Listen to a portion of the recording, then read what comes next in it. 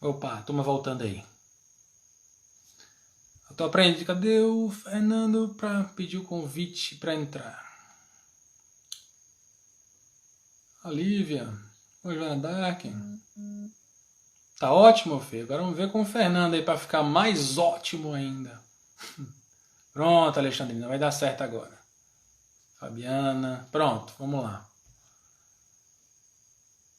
Cadê o Fernando?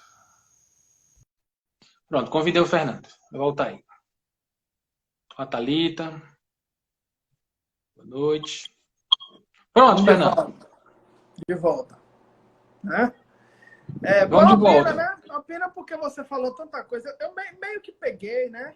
Mas realmente Sim. travou uma coisa muito boa que você estava falando, né? Pronto, a gente volta a falar aqui, vamos voltar. A Tranquilo. gente estava falando do povo, da egrégora, dos espíritos que formam determinada doutrina, corpo de O leis céu de um naturais. país, né? Também, né? O Isso, céu num de um país. país. Se fosse no Japão, quem ia se manifestar? Era geisha, era samurai, o que mais? Enfim, É. E ainda ia os chamar geisha arquétipos de pastor, formadores. né? Não, mas tem a questão da pombagira, né? Que tem essa questão da É. feminilidade, do empoderamento. Então, poderia Que ser dentro é a desse aspecto, né? bombogira, né? A bombogira, né? Bombogira, porque vem da tradição de Angola, né? Vem de África esse nome Bombogira, com J, inclusive. Né? Não é nem com Pombagira, né? Que gira. Enfim, então eu estava falando, né? Que o espiritismo, a gente briga por besteira, porque é o seguinte, lógico que não vai ter elementos étnicos diferenciados na formação da codificação espírita, por quê? Porque é um corpo de escrito de leis morais, de leis naturais, que tinha que ser o mais primoroso possível, sem entrar em aspectos de etnia, de cultura. Tinha que ser lei natural que valesse para todo o globo. Então ali tem uma ciência. A ciência ela é despida de aspectos ideológicos. Ali tem uma ciência que, a princípio, serviria para explicar os fenômenos naturais da espiritualidade, esse trato, essa comunicação, né? A relação da matéria com o espírito. Então, lógico que ia ter padre, filósofo, professor, abade, príncipe, nata da cultura daquele povo, daquele país. Então, é natural que houvesse pessoas intelectuais para escrever uma codificação Um eminentemente tratado. intelectual. É. Isso. Felipe, é o seguinte. Na verdade mesmo, tudo isso é uma briga. Tudo que eu digo, eu não coloco nem a Umbanda, eu coloco e o Espiritismo é Umbanda, eu coloco outras, né? É uma briga por falta de entendimento do básico, do básico, do básico, né? Isso.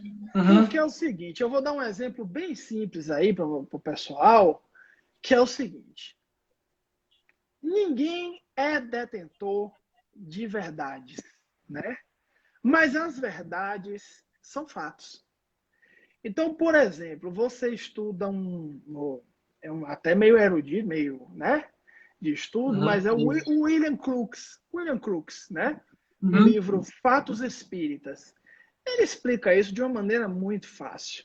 Ele diz assim: por que é um fato espírita? Porque você não vai discutir dizendo que a Lua cai na Terra, que não existe gravidade. Porque a gravidade é um fato.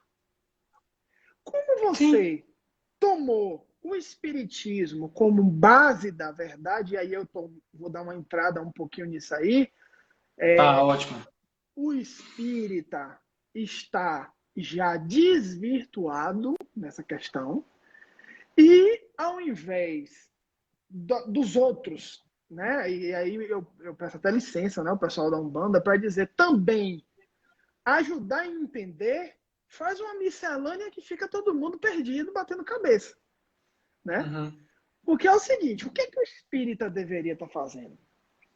O espírita deveria estar dizendo o seguinte, o que Kardec orientou a fazer. Ah, eu tenho vamos lá, só exemplificando, né? Eu tenho um congá. Tá, você tem um congá? O que é um congá? Então você, espírita, vai lá, você estuda, você pesquisa no congá, você conversa com seus irmãos, que é natural, que são seres humanos que lidam com aquilo. E aí Uhum. vocês, estudando, vão chegando a um denominador que ainda não é certo. porque tem que passar pelo crivo da universalidade do ensino dos espíritos. O controle universal, né? Isso. Controle universal. E aí eu acho engraçado isso. Quando eu digo controle universal, vem o preto velho, o índio, o padre, o rei. Tá entendendo? É o controle universal dos espíritos. Né? E isso é um problema, porque quando o espírito toma o caráter de consolador prometido, quando diz lá que Jesus, né, diz que enviaria o Paracleto, que seria o Consolador prometido, que explicaria coisas, aquilo que a gente já sabe, que não podiam ser explicadas na época, o que ele estava traduzindo um pouco, né, para atenção minha, mas traduzindo Jesus. Ele estava dizendo o seguinte, olha, independente de religião ou não, independente de crença ou não, independente do que for, a missão do Espiritismo é primordialmente também investigativa, detetive. Então eu não posso dizer assim, eu até digo a você uma coisa, vou dizer um absurdo, né? Mas muita gente talvez me bata com o que eu vou dizer. Porém é o seguinte, se você vê um ebó, o espírita já taxou aquilo, né? Só que a obrigação do espírita é estudar aquilo com respeito, como algo a qual ele pertence, como algo da natureza, certo? Com alguém, aí a humildade, aí reza a humildade, com alguém que conhece aquilo e desmistificar no movimento espírita. Esse é o espírito real do espiritismo. Então, na verdade, a Umbanda dá a mão ao espiritismo, porque cede o que ela sabe, e o espiritismo dá a mão à Umbanda, porque aprofunda mais ainda e entrega de volta. Pois é, a questão é que se cria a questão de entender o espiritismo como religião. Na hora que você bota o espiritismo como religião, aí tem o quê? Sectarismo, divisão, né? Proselitismo, eu vou divulgar a minha como a certa, as outras estão erradas. Então, quando você tira essa matriz maravilhosa que explica um monte de coisa do espiritismo e você fecha só para você do movimento espírita, não é universal, você cria divisões, cria disputas, conflitos desnecessários. Porque tem até algumas vezes Kardec vai falando ao longo da codificação que espírita é aquele que acredita nos espíritos, na manifestação dos espíritos. Então, grosso modo, todos seríamos espíritas. O candomblessista, umbandista, o daimista, todas as correntes espiritualistas. E Kardec, inclusive, se fosse encarnado hoje, a missão dele de codificação fosse feita no Brasil, eu tenho certeza que ele estaria visitando as casas de Jurema, de Catimbó, Umbanda, Candomblé, Barquinha, União do Vegetal, Daime, tudo. Para investigar o fenômeno. E te digo mais. Quando ele abre o Livro dos Espíritos lá, aliás, duas coisas que me vêm à cabeça para eu falar, que tá ligado a isso aqui. Ele abre o Livro dos Espíritos e ele diz o seguinte. Primeira coisa. Ele diz, chamo espiritismo uma espécie do gênero espiritualista. Por que ele fez isso? Porque lá atrás estava acontecendo fantasias. Então, eu chegava aqui, a gente conversando, eu dizia assim, olha, eu acabei de ver um sujeito com metade polvo, metade águia voando com fogo.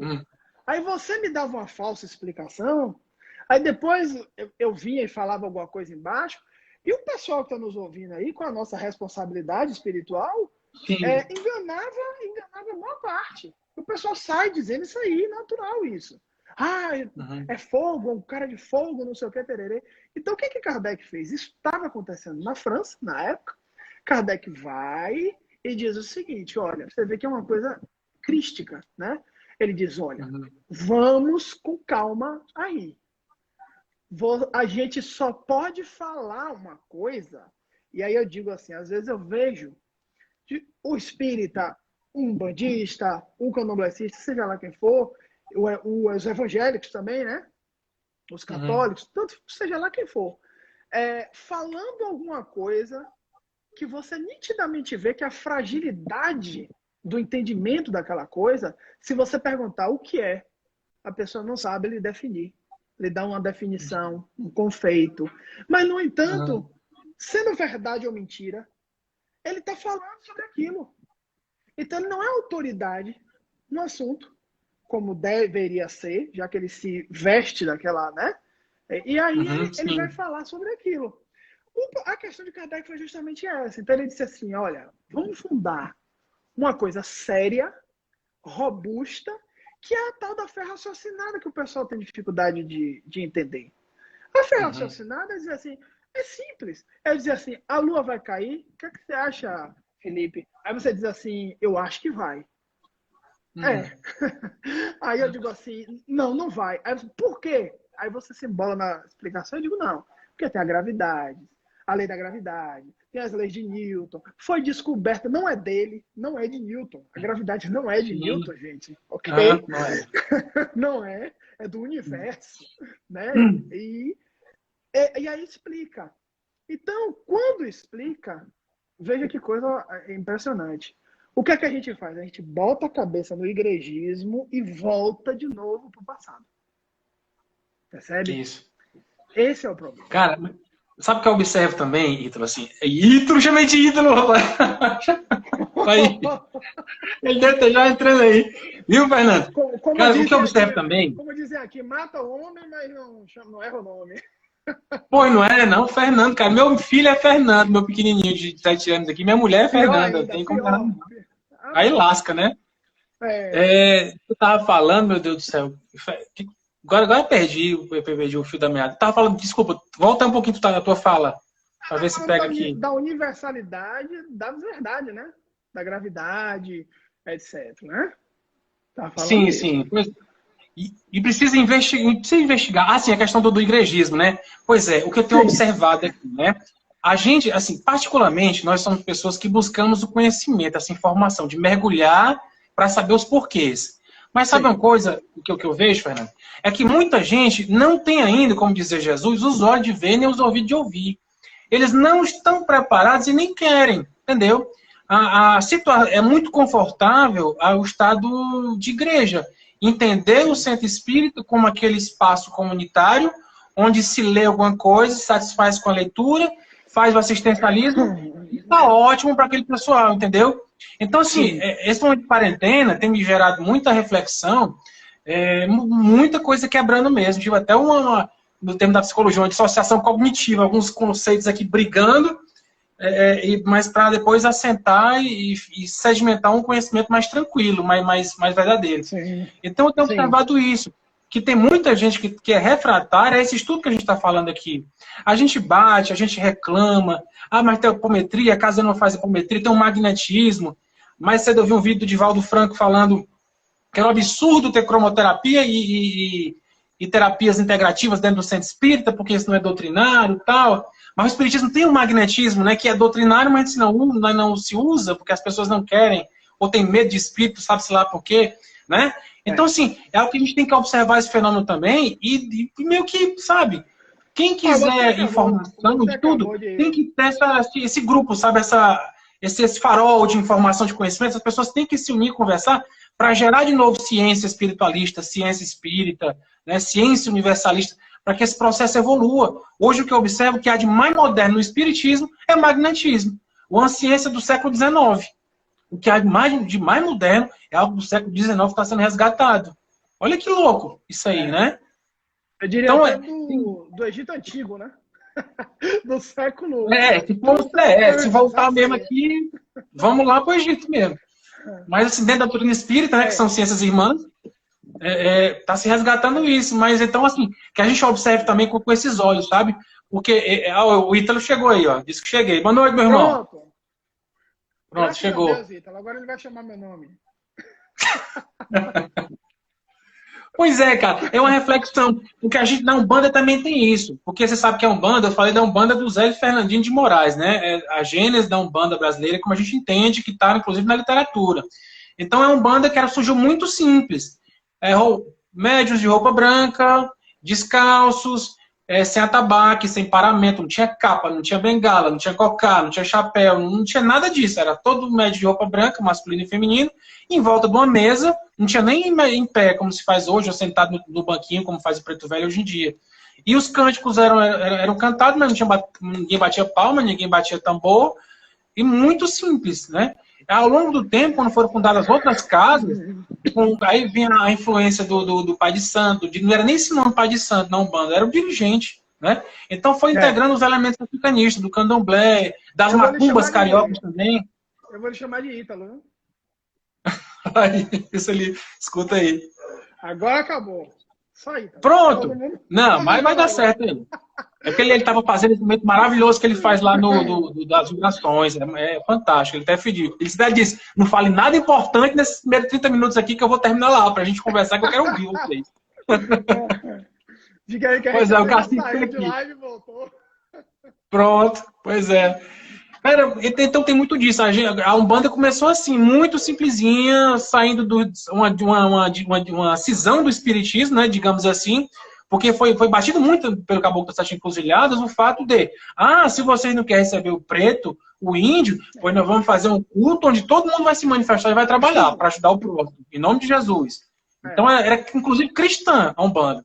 Lá para as tantas, a questão do amalgamamento, né, da combinação de ritos, liturgias, aí foi sendo integrado o elemento africano. Aí vieram os atabaques, as curimbas que chamam, aí veio o Exu veio a se manifestar mais para frente, os pontos cantados, pontos riscados, muita coisa foi sendo acrescentada. Aí vem a questão do ebó, vem a questão da otá, que é umas pedras que representam o poder de cada médium que usa, se cultua aquela pedra sagrada, que é elemento do candomblé. Então, muita coisa foi enxertada e se misturou. Hoje em dia, chega ao ponto, pelo menos aqui no Ceará, a realidade é que a Umbanda se misturou completamente com o candomblé e outras práticas africanas. Então, tem muito pai de santo aqui, dirigente umbandista, que vai fazer uma formação no candomblé para voltar com a mediunidade mais poderosa para trabalhar na Umbanda e no candomblé, sendo que são doutrinas diferentes, com práticas diferentes. Aí começa a misturar as coisas e gera essa confusão nas pessoas. O pessoal, ele geralmente, claro, tirando as exceções, né? Tem uma dificuldade muito grande de assimilar isso, né? Então, assim, eu vou dar outro exemplo, né? Aliás, mais dois. Na revista espírita, quando você abrir qualquer revista espírita, vai ter escrito lá: debateremos, mas não discutiremos. Ótimo. É o que a gente está fazendo aqui, né? A gente está debatendo um tema para um. Civilizadamente. Civilizadamente. Não estamos discutindo nem zero trisco. Mas, se você disser isso a alguns, né, espíritas, mata na raiz. Porque o cara não entra não acerta nem entrando no ar com você, né? Isso é uma coisa impressionante. Isso quer dizer, aí ele diz: não, eu sou kardeciano, né? Vamos falar assim, eu sou Kardec. Não, meu amigo, você não está entendendo. Outra questão, que é a questão de o Evangelho segundo o Espiritismo, logo na abertura, que o pessoal gosta muito de ler página, né? Eu não acho errado, não. Só abre a página na hora do Evangelho no Lar. Tá bom, isso já é muito. Mas a gente precisa estudar, né? Sim, lógico. E ele vai abrir logo no começo e vai dizer o seguinte, Kardec. Então ele já bota a ordem na casa, né? Pra gente. Aí ele diz o seguinte: olha, você tem 5 aspectos, é porque eu não tenho um evangelho sendo efetivo, mas também tranquilo é isso aí. 5 aspectos acerca de Jesus. Você tem a vida de Jesus comum, você tem os atos da vida de Jesus, tudo isso é discutível. Você tem, porque você falou de moral, aí é interessantíssimo ele dizer isso. Você tem os milagres da vida de Jesus, que é o povo mais fala, e às vezes eu me incluo nisso também, não tô vestindo minha carapuça, eu adoro o fenômeno, né? E milagre, né? Para o espírita é fenômeno, né? Que inclusive vocês aí na Umbanda tem muito mais do que a gente, porque o pessoal é fechado, então não consegue, né, produzir o fenômeno. A não ser vai até uma mediunidade assim, natural, né? Básica. Né? Tá com dificuldade, como você disse mesmo, até com magnetismo. E dentro dessa realidade, aí ele vai dizer o seguinte: a única coisa que é indiscutível e poria qualquer sistema, e aí, claro, ele está falando de ciência ou de alguma filosofia, ou de uma religião, seria negar a moral de Jesus. Porque solaparia pelas bases a própria doutrina. Então, o que ele está dizendo? Olha, aí você entra no raciocínio, né, lógico do codificador. Ele está dizendo, preste atenção, espírito. E vocês também que estão vindo para cá para conversar com os espíritas. Vocês podem discutir tudo, só não entrem em briga. Porque senão você está indo contra Jesus.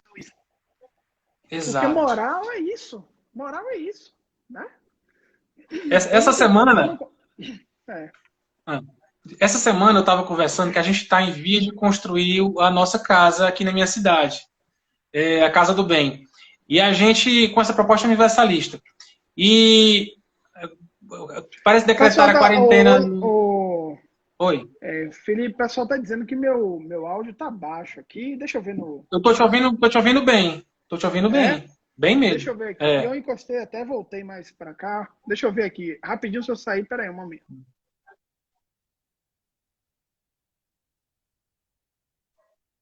A gente está testando lá a internet dele.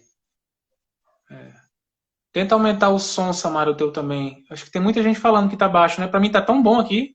Tô ouvindo bem. A Alexandrina tá ouvindo bem, o Ítalo também. Vê se ele volta aqui. Pois é. Sabe ainda, né? A gente está construindo uma casa. Vai começar a construir. Aqui em Ubajara. Esperar aqui o Fernando entrar. E ao ver a quarentena, ver o coronga aí bagunçou a programação toda. Visualizar. Estudante.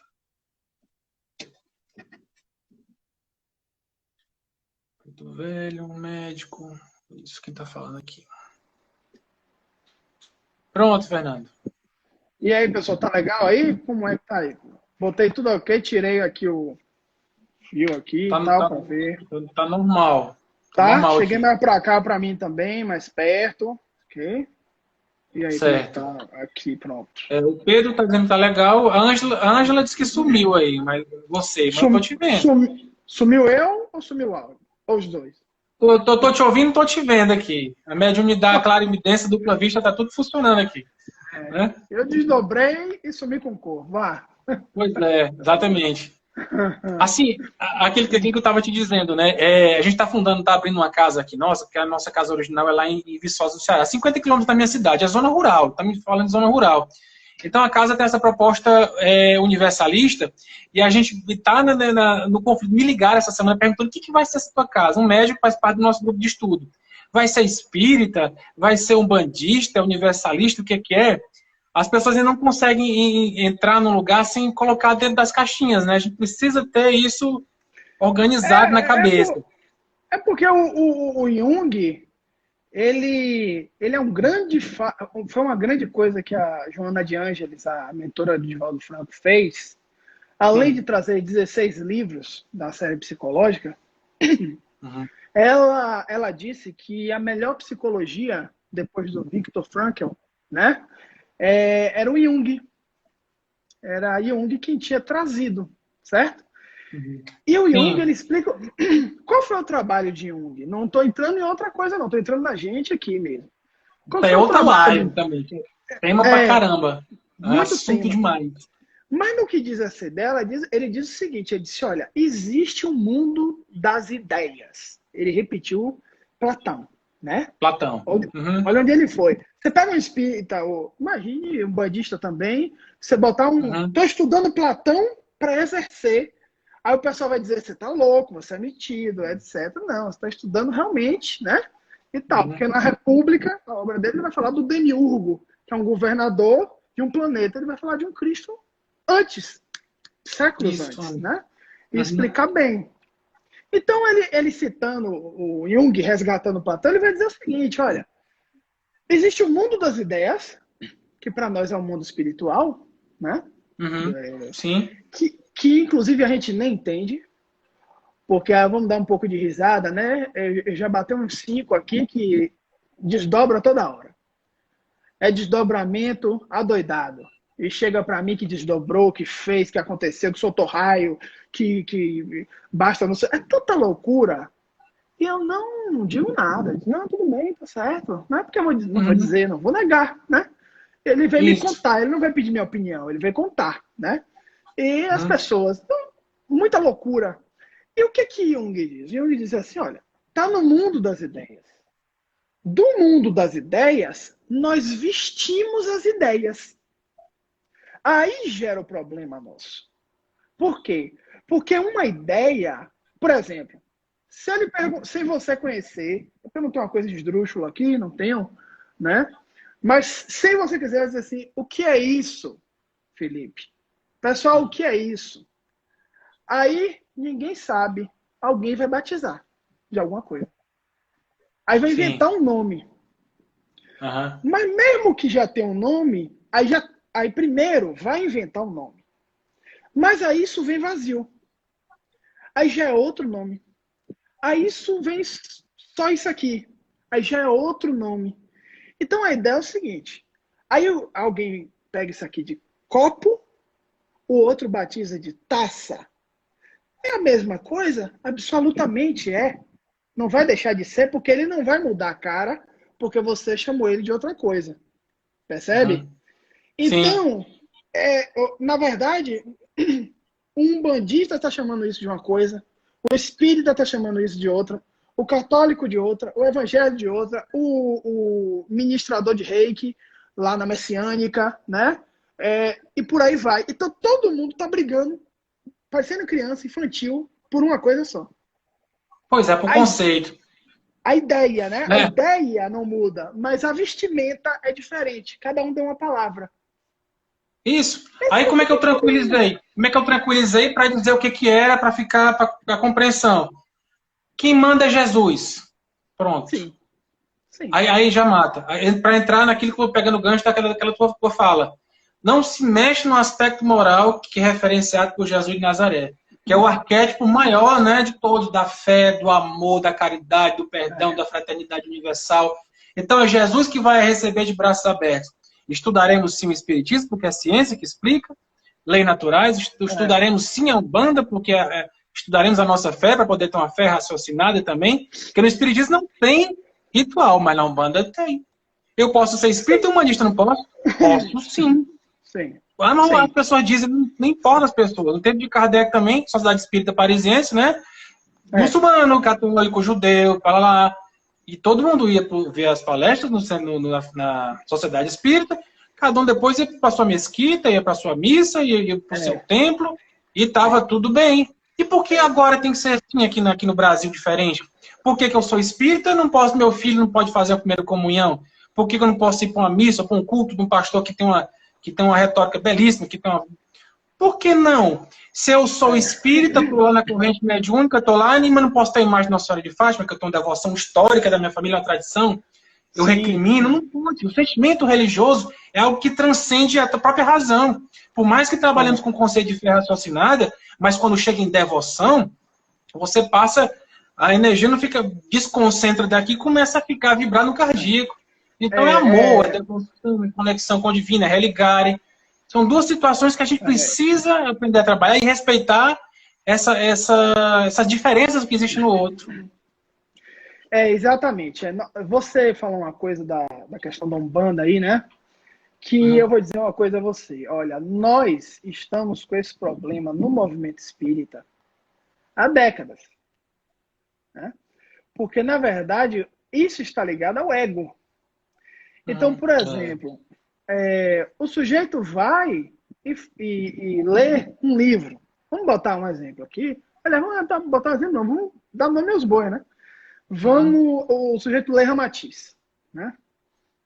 Então ele chega lá na federação do estado dele, ou na federação nacional, que é comandada por homens, óbvio, Sim. Uhum. né? Então é falível naquele momento, no outro, etc. E aí ele diz, olha, isso aqui é maravilhoso, a gente acha que isso aqui é um cânone da doutrina. Tem que ser estudado, lido, etc. E é refutado. Então ele cria os espíritas da corrente de Ramatiz. Aí já começa a bifurcação errada. Por quê? Porque aí vem o outro e diz o seguinte, olha, fora da codificação não há salvação. Já começa errado. E aí ele não aceita. Umbanda piorou, mas ele não aceita magnetismo, ele não aceita nada, ele não aceita coisa que está dentro de Kardec. Ele diz que é da codificação. Exato. Ele dentro, escrito abertamente. Eu e Ítalo estamos falando, você estava também junto. E aí você veja que coisa, né? Então, todo esse pessoal, ele aí vai inventar um nome para ele empedernido, né? Com ego lá em cima, ele diz assim, pureza doutrinária. Só que o termo só que o termo pureza doutrinária era outro. A pureza doutrinária era aquilo que eu lhe falei, passar por um crivo de lógica, de razão, etc, etc, etc. Né? Isso é pureza doutrinária. Mas o cara já pegou a mesma pureza doutrinária e já perverteu. Agora, pureza doutrinária para ele é a doutrina não avança. A doutrina fica 1000 anos fechada naquilo ali. Então... Pois é. Hermínio Miranda tem uma frase belíssima, né? Diz que o Espiritismo não termina com Kardec, ele começa com Kardec. Não é isso? Perfeito. Começa lá, gente. Então começa na base. Quando você constrói a base, você vai subindo as paredes, vai fazendo puxadinho não, né? Fazer a coisa bem feita. Puxa lá um telhado, uma segunda água, um outro quarto, e vai crescendo o conhecimento, o saber humano, o saber espiritual. Mas também vai ficar só ali, eu não subo parede nenhuma. Se eu não fizer os alicerces, nem ficar só no alicerce, eu tenho que subir. A gente está evoluindo, coisas surgindo, né? Conhecimentos sendo revelados. Jesus não revelou tudo. Os espíritos também não revelaram tudo para Allan Kardec. Então, assim, é um processo de crescimento humano, é inexorável. A inteligência humana está progredindo. A gente não pode estar estagnado. Como muitos irmãos nossos, né, das religiões tradicionais, que pegam leis de 3.500 anos atrás e trazem como verdade para hoje. Né? Como a questão da condenação da comunicação com os espíritos, que Kardec não, que Moisés proibia justamente para evitar os sortilégios, as magias negativas, os malefícios trazidos pela manipulação de forças. Moisés proibia de dizer que era abominação em nome de Deus e pronto. Quem cometesse aquela abominação ia ser morto. E morto por quê? Porque não tinha cadeia para prender ninguém, entenda. Aí questão de sexo também, parado naquele tempo ainda. Por que não pode o homossexualismo, a abominação sujeita à morte? Porque era senhor dos exércitos, tinha que ter menino, tinha que ter soldado, tinha que ter guerreiro para entrar nas cidades e dominar tudo. Para se estabelecer enquanto povo, enquanto nação poderosa. Então tudo tem um sentido para 3.500 anos para uma população tribal, que é diferente de hoje. Só que nossos irmãos viram o texto, o livro completo, como se fosse uma obra de Gênesis a Apocalipse, fosse homogênea, perfeito, né? E não é. Mesmo com o Espiritismo tem que ser lido com ponderação.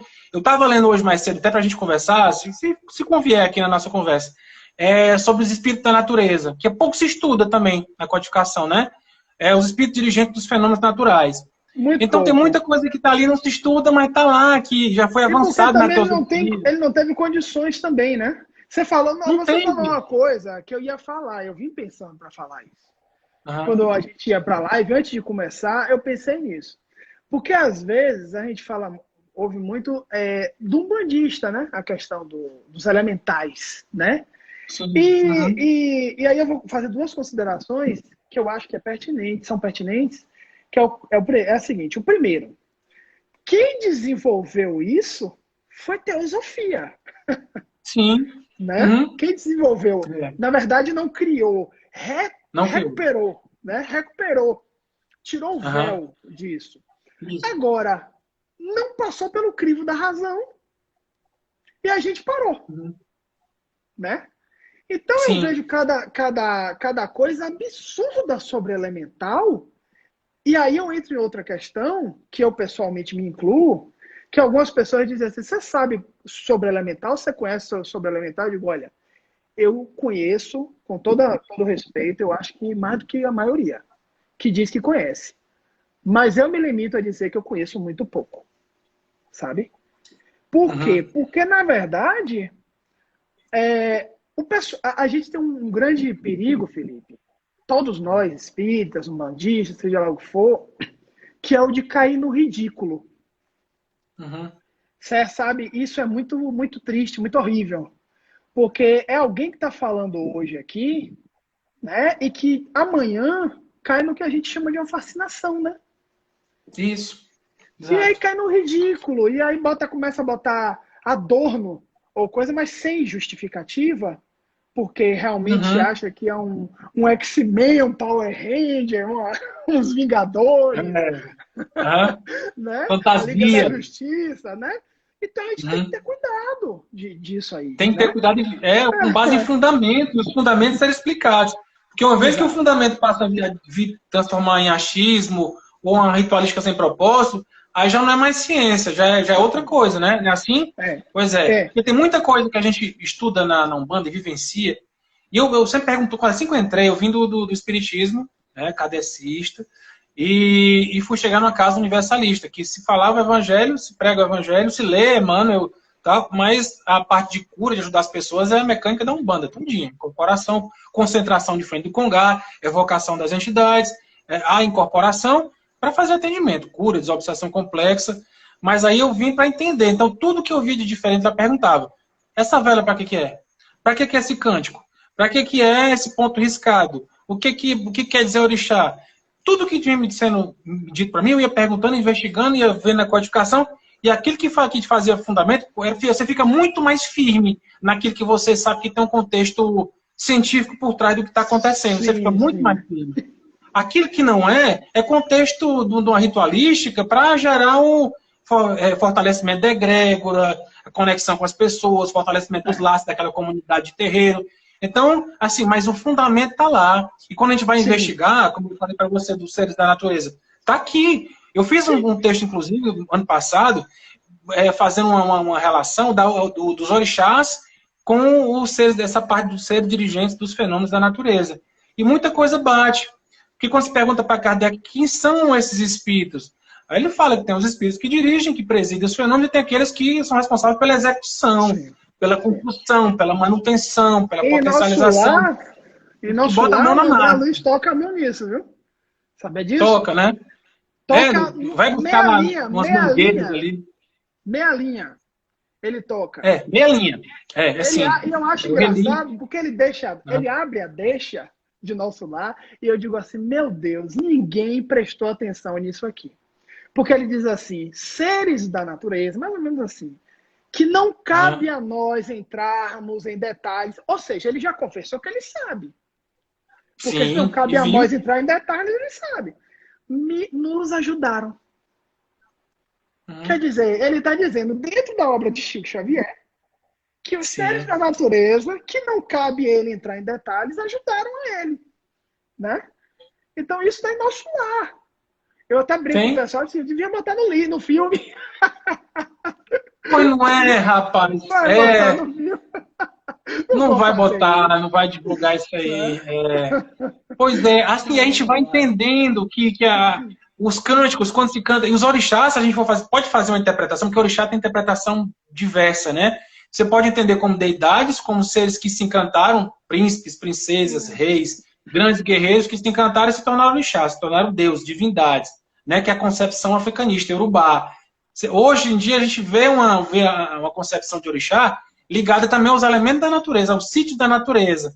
Então, nesse caso, a gente poderia até fazer a relação com os devas, né? com os dirigentes, com aqueles espíritos que presidem os processos naturais. O orixá poderia estar nesse conceito dos devas, que são seres não encarnantes, que são seres que estão dirigindo esses processos, que não incorporam, né? Que tem uma linha evolutiva, se diz, ainda não está muito claro ainda, uma linha evolutiva paralela à linha humana.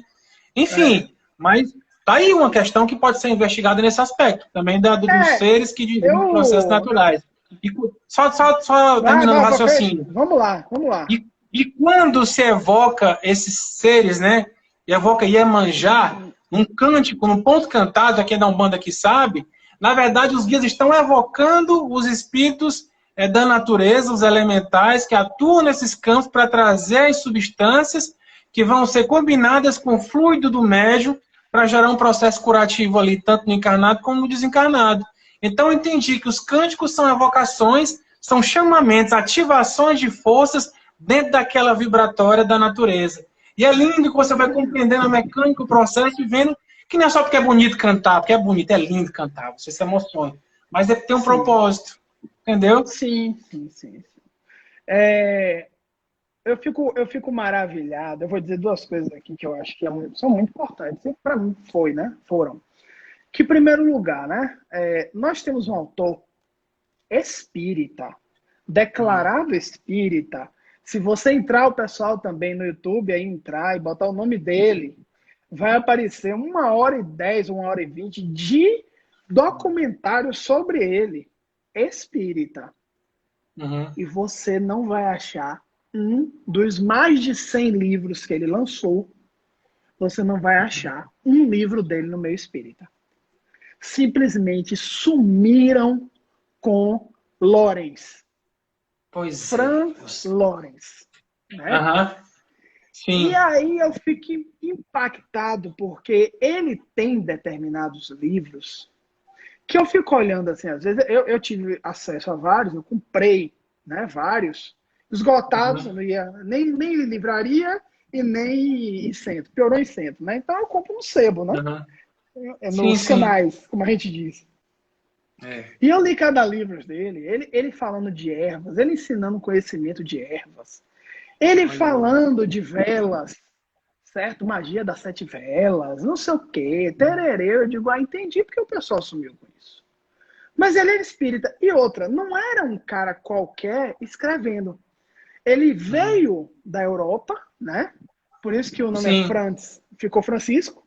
Ele deixou o Francisco. Valdomiro, né? O Valdomiro Lorenz. Uhum. Ele deixou por causa do brasileiro. Era um matuto no interior. Croata, né? Era croata, né? Iugoslava, aquela Isso, dos por Balcãs, aí. né? Era ali. Era por ali mesmo. E ele, eu não sei se você sabe, ele germinou uma semente de feijão na mão, na Nossa. hora, né? Uhum. Magnetismo. E falava mais de 100 línguas, inclusive dialetos mortos. Pois é. Quer Você falou dele, dizer, né? Outro dia no live, né? falei. Eu falei porque eu Maravilhoso. acho ele uma coisa assim, tão absurda que conseguiram esconder. Pois é. E é uma coisa impressionante, porque ele fala de. Ele ensina astrologia, Uhum. ele ensina a palmiteria, que é alemão, que é filha da frenologia, né? Uhum. Porque tem coisas que a gente não vai puxar aqui. Kardec está falando dos aborígenes da África e está dizendo que os aborígenes são primitivos. Você já ouviu essa, né? Os Nunca. Hottentots, né? Que chama? Os Hottentots, é. Uhum. Aí, eles assim, o Ministério Público Federal, Kardec é racista. Aí a FEB fica cheia de dedo. Como é que eu vou justificar isso? Aí Uhum. a FEB diz assim, não, a doutrina é cheia de amor, de universalismo. Ele adotava uma ciência, não diz o nome da ciência, uma pseudociência, uma falsa ciência, que caiu por terra na época. Uhum. Aí eu, que não sou bobo nem nada, digo assim, epa, FEB, a mim você não vai enganar, não. Que pseudociência é essa? Se Kardec acreditava na época. Aí quando eu vou procurar frenologia, é uma ciência médica hoje. Frenologia. Frenologia. Até Uhum. a Nina Rodrigues, né, aceitava e tal. E é o seguinte, olha, você olha determinadas partes do corpo da pessoa, extremidades principalmente, pés, mãos, etc. Você tira a evolução da Uhum. pessoa por ali. Por que isso? Aí tem um fundamento, né? Por que isso? Uhum. É simples. Se o espírito é um modelo, o perispírito que recobre o espírito, né? Sim. Uhum. A mente deturpa o perispírito por algum motivo, tanto que o suicida geralmente vem todo torto, vem com problema, etc. Se a Uhum. mente deturpa por alguma culpa séria, vai deturpar alguma parte do corpo físico. Sim. A base da frenologia é profunda. Então, quando você aprofunda muito isso, aí você vai ver um ledor de mão verdadeiro. Ok? Então você vai ver que Exato. isso aqui é um monte de Vênus, não sei o que, aquelas coisas que ele ensina em livro. Como é que o Uhum. pessoal igreja vai deixar isso? Não deixa? Não Não deixa. deixa fantasia. Não. Ó, com a frenologia fecha, porque senão a gente vai Uhum. descobrir os nossos irmãos. Você já pensou um dirigente de centro, você olhar que o dedão do pé dele é menor do que os outros dedos, e aí você estudou e sabe que aquilo é não sei o que, não sei o que. São ciências Nossa. herméticas. Fica fechado, né? Sim. Uhum. E também eu quero pedir licença aqui para você falar uma coisa muito que eu acho muito importante, sabe? Eu tive contato com muita coisa que, é óbvio, são coisas que, às vezes até eu erro, comento com um ou outro no privado. O pessoal pergunta, eu Uhum. comento, né? E comentei com você, né? Você Foi, sabe, né? na nossa live É, particular, né? na nossa live particular. Uhum. E tem mais umas meia dúzia de histórias daquela, né? Então, Sim. assim, Uhum. eu não posso abrir em público, óbvio, de jeito nenhum. São segredos mesmo, né? Uhum. Não meus, mas segredos da natureza, né? E coisas até, tem muitas coisas que, inclusive, aí faz parte do assunto. Eu não vou dizer, por exemplo, duvidava. Não dizia ninguém, nem falava mal, mas eu dizia assim, isso aqui tá com cara que mesmo eu, com a grande imaginação que tenho, não vou dar valor a isso. Porém, eu vi na vera, eu vi na prática. E quando eu vi, eu digo, tenho que me render à verdade dos fatos. A E eu vi evidência. assim, a evidência. Então, realmente, isso Uhum. aqui existe, né? Coisas impressionantes. E aí você para, você olha direitinho, você aprende com essas experiências, porque eu era muito intrépido, sabe? Muito assim, não tem limite para mim. Eu vou e vou, não interessa. Vou. Algumas pessoas até ficariam espantadas, né? E porque você compra determinados livros, você faz determinadas coisas, e aí você vai indo, só que você começa a perceber, você começa a criar juízo, Uhum. né? E aí Sim. você começa a perceber que tem determinados lugares vibracionais, vamos dizer assim, ou determinados seres que você não pode ter contato, não deve ir até ali, Uhum. sabe? E, na Sim. verdade, dizem que o limite da coragem é a prudência, né? O Uhum. cara tá aqui, é corajoso demais. Sim, mas depois daqui vem a idiotice, né? A loucura. Isso. E determinadas experiências, às vezes eu vejo você falando de magia, não sei o que, mas coça a boca, viu? Abrir. Nossa, Mas, inclusive, a interpretação, porque tem a parte de magia de pacto, né, que fala aqui no livro dos Espíritos, que você lê apressadamente, você diz não existe, não pode, já descarta. Mas a forma como está escrita é cheio de mais, porém, vírgulas, escrito no passivo, na forma passiva, e você, né? Quando você interpreta, é, peraí, acabei de né? contar o Você, Pedro aí, ó. Tá o Pedro aí, contei um ao Pedro, que é cabeluda, e aí tá ele aí falando aí, né, Fernando? Digo, né, é, né? Maravilhoso. O ídolo tá trabalhando aí também, tá fazendo a moderação das perguntas, tá respondendo algumas coisas aí. Mandaram não, perguntas só pra somar, maravilhosas. isso, é só somar, sempre. É, Ah, você o falou pessoal isso aqui, eu perguntando de gravei. pum, bebida. Ah, fala. Não, eu gravei porque o Jacob Melo fala muito nisso. É a questão 555 do Livro dos Espíritos, né? Tem o Né? 666, né? Tem o Cada besta, 666? o 555 é do Isso, feiticeiro. exatamente, exatamente. Né? Então, assim, quando a gente vê determinadas coisas, por exemplo, falar, vou só falar, né? Vamos lá. Tá. Uma coisa aqui. É, Aqui o, o o, 555 marcadinho, todo pintado aqui. tá marcado aí, você é Todo feiticeiro mesmo? pintado.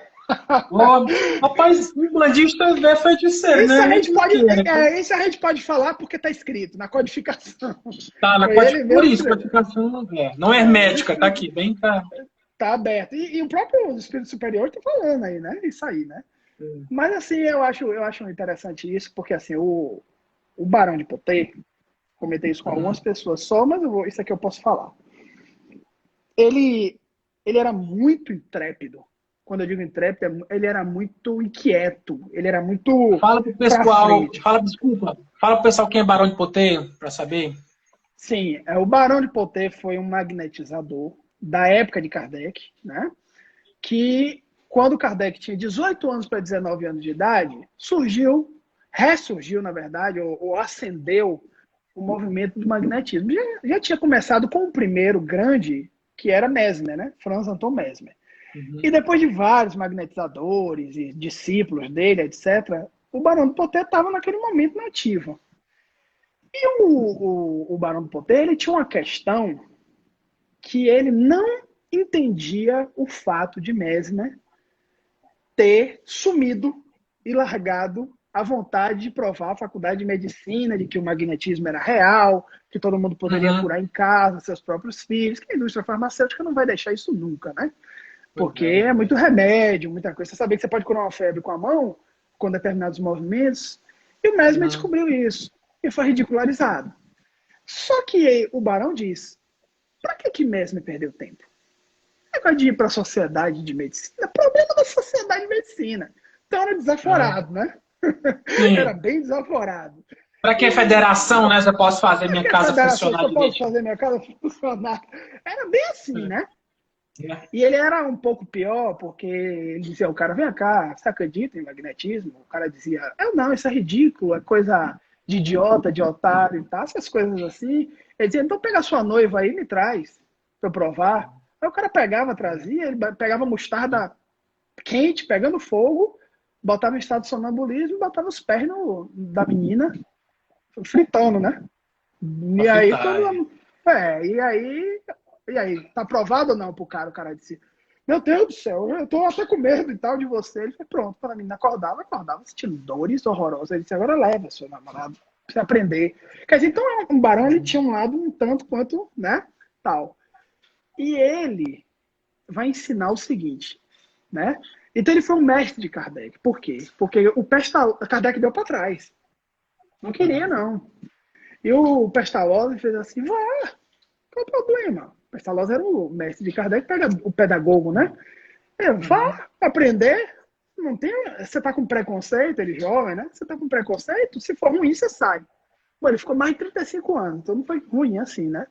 Porque ninguém fica 35 anos num lugar que seja ruim, né? 6 meses tudo bem, né? Mas, né? Nem casamento a gente aguenta isso tudo, né? Nem naquela época lá atrás. Naquela época. E aí eu achei interessante porque o Barão, ele no final, ele encontra o que Mesmer achou. Mas ele é bocudo, sabe? E aí ele diz o seguinte, o magnetismo elevado à máxima potência, ou seja, você fazendo magnetismo, você magnetizando, você empreendendo, você descobrindo, só aí a gente chega na magia. Ele disse isso. E o engraçado é que ele vai explicar isso, né? Ele vai explicar tudo.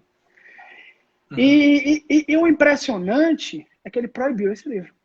É um livro proibido, né? Proibido. Você não tem acesso... Livro não circula. Esse livro não circula por aí, não, né?